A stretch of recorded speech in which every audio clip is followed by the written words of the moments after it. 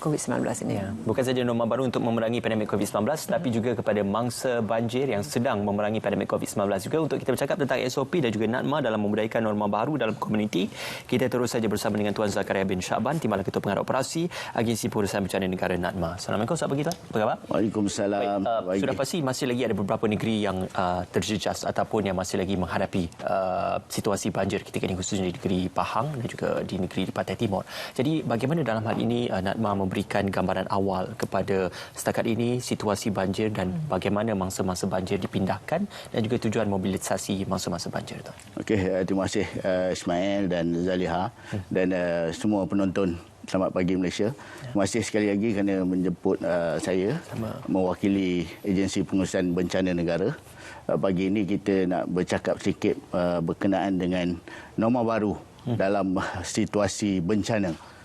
So sekarang ni kita menghadapi dua bencana serentak. Kalau sebelum ini kita masih lagi berperang dengan COVID-19 yang belum lagi berakhir dan kalau ikut data statistiknya trendnya masih meningkat. Dan sehingga kerajaan terpaksa membuat keputusan untuk melaksanakan semula perintah kawalan pergerakan di beberapa negeri. So berbalik kita soal situasi banjir. Dalam keadaan sekarang cabaran kita agak besar dalam menguruskan bencana banjir ini.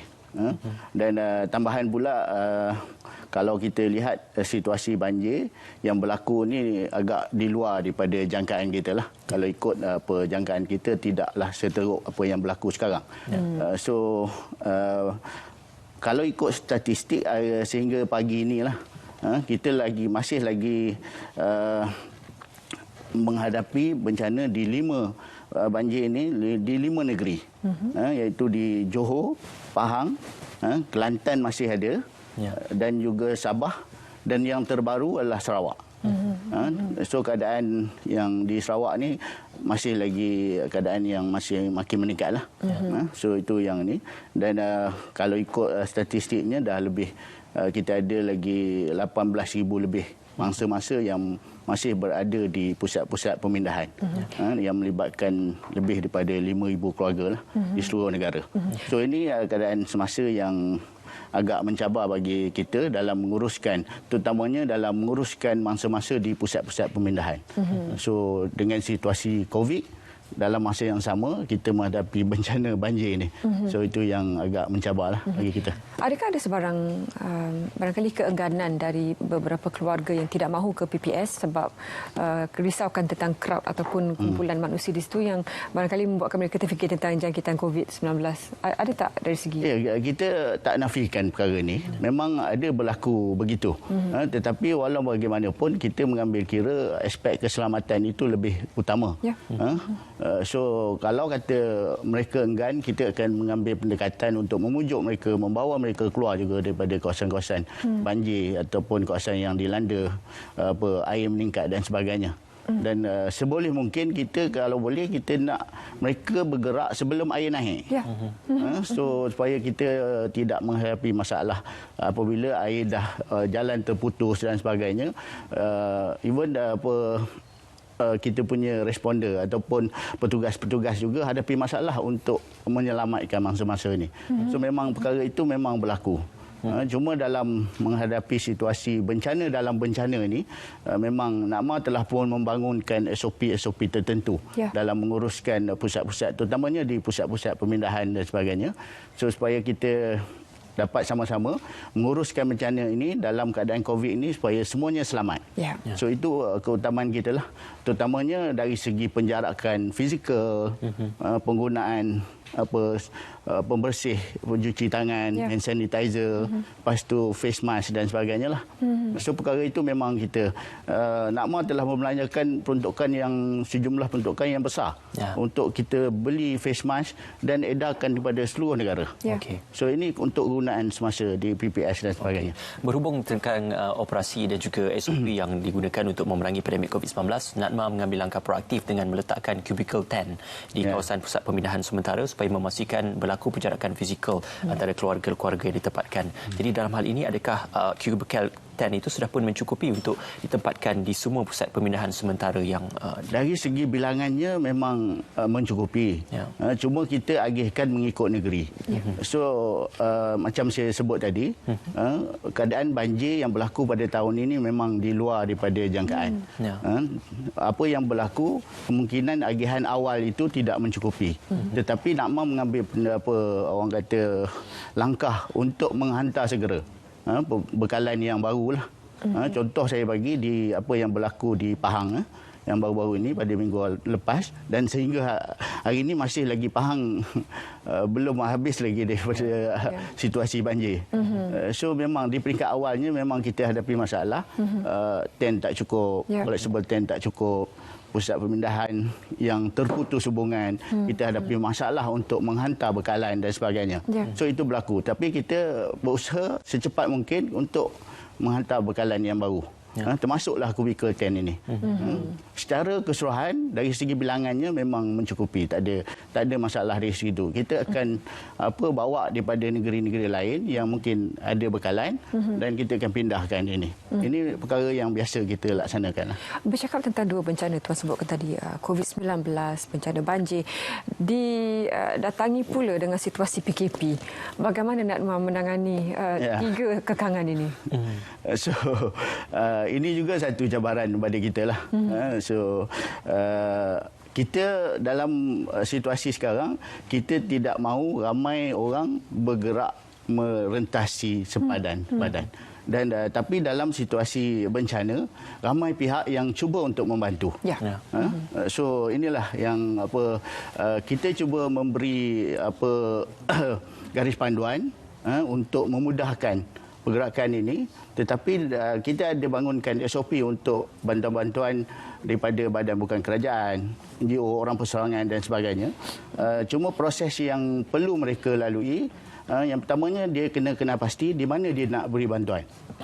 Apabila dia dah tetapkan di mana dia nak beri bantuan, dia kena dapat kebenaran daripada pihak yang menerima bantuan itu, iaitu Jawatankuasa Pengurusan Bencana Negeri ataupun Jawatankuasa Pengurusan Bencana Daerah. So mereka perlu dapatkan kebenaran itu dulu. Selepas dapat kebenaran itu, mereka perlu mendapatkan permit rentas sempadan daripada pihak polis. So ini perkara asas yang mereka perlu laksanakan. Kemudian yang keduanya dari segi bilangan. Bilangan yang nak membantu itu, kita nak hadkan, kalau boleh bukan orang daripada luar yang membantu. Mungkin yang bolehnya beberapa orang sebagai penyelaras saja. Terhad kepada 2 orang atau 3 orang pergi, dan yang lainnya membantu kita lebih kepada masyarakat setempat. Maksudnya NGO setempat. Itu yang lebih eloknya lah. Supaya kita tidak bawa COVID bersama ke komuniti yang kita nak bantu itu. Itu langkah yang kita ambil lah. Tuan, menyedari akan hakikat tentang ada juga beberapa kawasan ataupun beberapa rumah yang berada di kawasan yang remote area ataupun kawasan yang pedalaman. Jadi sudah pasti bantuan itu akan mengambil masa untuk dikesan dan juga tujuan pengesanan oleh pihak NAKMA sendiri. Jadi bagaimana task force yang digerakkan oleh NAKMA supaya setiap radius kawasan dan juga kawasan itu dapat ditangani dan juga dikesan mereka yang terjejas dan juga masih ada belum yang tertinggal untuk diberikan bantuan dan dipindahkan. Okey, dalam mekanisme pengurusan bencana yang kita dah bangunkan, sebenarnya kita dah ada satu mekanisme yang komprehensif, yang komplit. Jadi kita bermula daripada pusat yang diselaraskan oleh pihak NAKMA, di negeri yang diselaraskan oleh pejabat siasat kerajaan negeri, kemudian di daerah oleh pegawai daerah, kemudian seterusnya dia akan turun sehingga ke peringkat penghulu, kampung, ketua kampung, ketua masyarakat dan sebagainya, kita dah ada. So tidak timbul isu maklumat tidak sampai dan sebagainya, tidak timbul. Sepatutnya benda ni tidak ni. Cuma apa yang berlaku dalam situasi sebenar, kadang-kadang kita dah pun tahu kawasan itu akan dinaiki banjir. Dan petugas-petugas ini, sama ada penghulu ataupun, sudah arahkan mereka untuk berpindah. Tapi ada segelintir yang masih lagi, dia pun dia kata rumah dia tidak pernah banjir. Sepanjang dia hidup ini belum pernah banjir kawasan rumah dia. So dia mungkin enggan berpindah dan sebagainya. Tetapi situasi yang berlaku, apabila tengok air dah naik. Ya. So ini yang dah terkepung, dia barulah sibuk cari minta bantuan dan sebagainya. So ini memang berlaku lah. Dan kita lihat, tetapi apa pun yang situasi, kita petugas akan berusaha untuk menyelamatkan mangsa. Itu jaminan yang diberikan oleh pihak kerajaan. Sebab kita lihat bot-bot kecil yang dibawa untuk memindahkan mangsa ini dalam situasi walaupun banjir di hadapan rumah, arus banjir itu bukan sesuatu yang perlu kita ambil enteng, Puan, ya. Dan kita dapat juga lihat ada yang bot yang terbalik dan sebagainya. Selain mungkin ada bagi mereka yang mengatakan rumah saya tak pernah banjir, tapi apa lagi alasan sebelum ini yang menyebabkan mereka begitu liat nak keluar daripada untuk meninggalkan rumah mereka buat sementara? Mungkin saya pun tak boleh nak bagi kenapa mereka tidak. Mungkin ini lebih kepada sikap. Kadang dia mengambil sikap sambil lewa dan sebagainya. Dan dia rasa dia boleh handle sendiri. Boleh uruskan sendirilah. Mungkin dia kata kalau ada air naik pun mungkin paras lutut dan sebagainya masih lagi tidak masalah bagi mereka kan. Dan setengah mereka memang dah biasa dengan kehidupan di air, di sungai, semua nelayan dan sebagainya. Mungkin bagi mereka tiada masalah bagi itu. Dan kemungkinan juga mereka ada kelengkapan sendiri, ada sampan, ada bot sendiri dan sebagainya. Dia rasa dia boleh survive. So ini yang inilah. Tapi apa pun mesej yang kita nak sampaikan, jangan ambil mudah. So dalam situasi bencana kita tidak tahu keadaan sebenar. So itu yang berlakulah. Itu yang berlaku. Setengah tu dia rasa dia pandai berenang, tapi bila dengan keadaan arus yang cukup kuat dan sebagainya, so dia juga tidak boleh survive.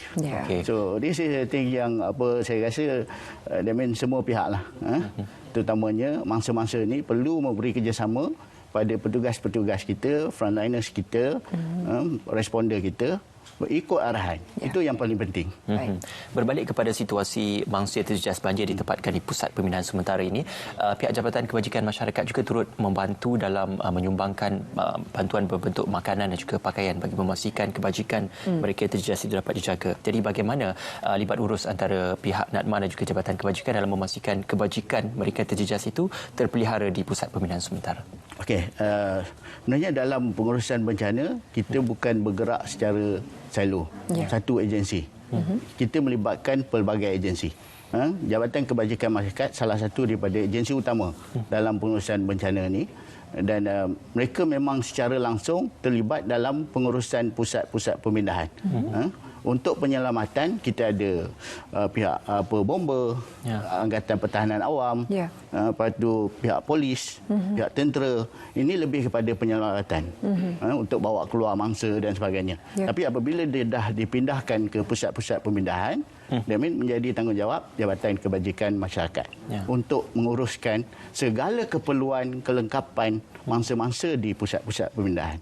So perkara ini memang dah ada dalam kita punya mekanisme, garis panduan yang kita dah keluarkan di bawah arahan Majlis Keselamatan Negara nombor 20. So perkara ini dah memang termaktub dalam garis panduan kan.